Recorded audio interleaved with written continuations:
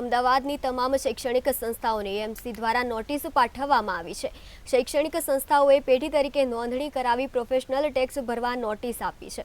શહેરમાં અંદાજિત 2800 થી 3000 સંસ્થાઓને નોટિસ પાઠવવામાં આવી। આ નોટિસ સામે રાજ્ય શાળા સંચાલક મહામંડળ ટ્રસ્ટે વિરોધ નોંધાવ્યો। તમામ શૈક્ષણિક સંસ્થાઓ Bombay public charitable trust act 1950 અને ઘી સોસાયટી રજિસ્ટ્રેશન એક્ટ 1860 હેઠળ નોંધણી થઈ છે। ટ્રસ્ટ તરીકે સંસ્થાની નોંધણી સામે પેઢી તરીકેની નોંધણી કઈ રીતે થાય તેવું પ્રમુખનું કહેવું છે।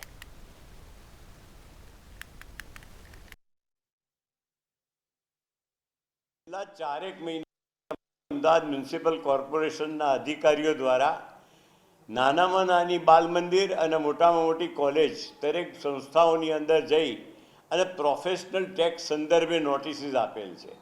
હવે જ્યારથી પ્રોફેશનલ ટેક્સ ગુજરાતમાં અમલમાં આવ્યો ત્યારથી દરેક શૈક્ષણિક સંસ્થાઓ પોતાના કર્મચારીના પગારમાંથી ટેક્સ કાપે છે અને ચેકથી એ ટેક્સ દર મહિને 1 થી 10 તારીખ પહેલાં ભરી દેતા હોય છે।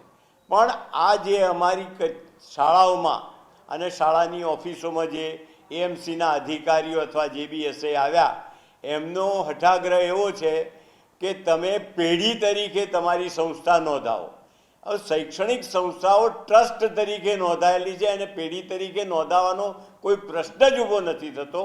Bombay public charitable trust act 1950 અને સોસાયટી રજિસ્ટ્રેશન એક્ટ 1860 હેઠળ અમારી સંસ્થાઓ નોંધાયેલી છે। પછી અને શૈક્ષણિક